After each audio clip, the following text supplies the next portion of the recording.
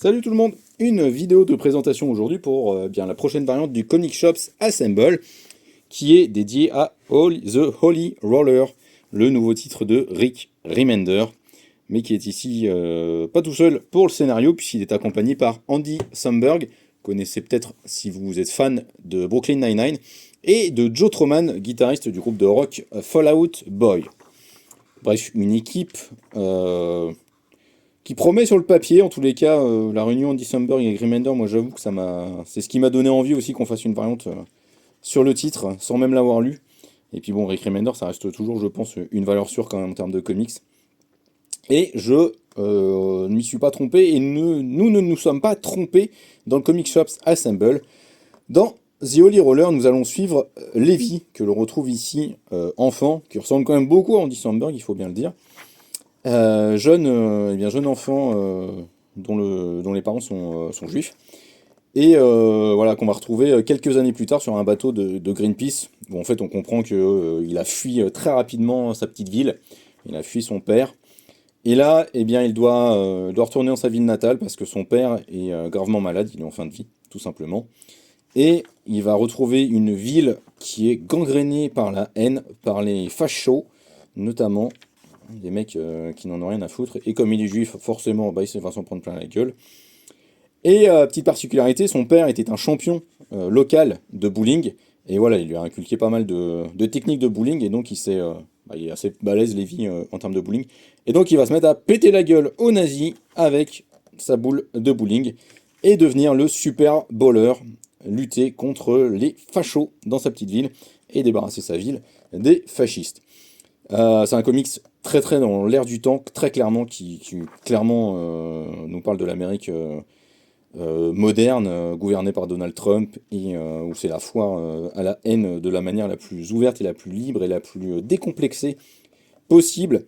Mais au-delà de ça, c'est aussi un récit qui est, je trouve, assez intelligent dans sa manière qu'il a de montrer à quel point la haine, c'est un outil facilement manipulable, c'est un outil de manipulation des gens par d'autres puissants qui, eux, n'en ont absolument rien à foutre et en fait, dont le seul intérêt est de dominer et d'asseoir leur pouvoir et d'asseoir leur domination en fait sur les autres.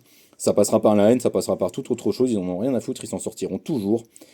Et c'est vraiment un comics très intéressant de ce point de vue-là parce que il parle vraiment de notre société actuelle.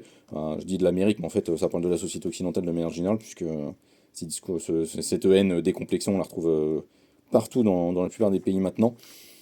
Et, euh, et pourtant, malgré ce postulat hyper sérieux, hyper premier degré, on pourrait se dire, oula, ça va être lourd, ça va être dense, ça va peut-être pas forcément être fou. Et bah, puisqu'il y a Andy Samberg derrière, c'est aussi en fait une grosse série B d'action. Où en fait Rick Remender il se prend pas au sérieux 5 minutes. À dire avec le concept du mec qui tabasse les gars à coups de boule de bowling, déjà rien que ça c'est totalement décomplexé, totalement, je vais pas dire débile, mais what the fuck. Et ça passe aussi par des dialogues de Andy Samberg qui sont complètement débiles et délirants. Voilà, le personnage principal, Levi, essaie de faire des punchlines à la Spider-Man pour déstabiliser ses adversaires et puis aussi voilà, pour apporter beaucoup d'humour dans la situation ultra violente qu'il aborde. Enfin bon, ces punchlines, on sent clairement l'écriture d'Andy Samberg derrière. Les trois quarts tombent à côté, comme les personnages ridicules qu'Andy Samberg a l'habitude d'écrire. Et puis la soap paternelle, voilà, avec cette séquence fabuleuse où il est en train de se gratter les noix sur le canapé en slibard, pendant qu'il observe son fils se faire dérouiller sa réputation par les médias locaux. C'est tout le temps très très drôle, tout le temps complètement décomplexé. Vraiment, c'est vraiment fandard à 200%. Et on s'ennuie jamais en fait en lisant The Holy Roller. Donc c'est vraiment très très drôle, très très fun. Décomplexé dans tous les aspects, à la fois dans la violence et la vulgarité aussi du truc. C'est vraiment un comics qui se donne aucune limite. Donc voilà, j'ai beaucoup apprécié. Je vous recommande. C'est pas parce qu'on a fait une variante CSA sur le titre, mais je vous recommande fortement d'aller dessus parce que si vous aimez Rick Remender, déjà vous allez être conquis. Si vous aimez l'humour à l'Andy Samberg de Brooklyn Nine-Nine, vous allez être conquis aussi. Et donc voilà, je vous conseille très fortement d'aller dessus. Ciao!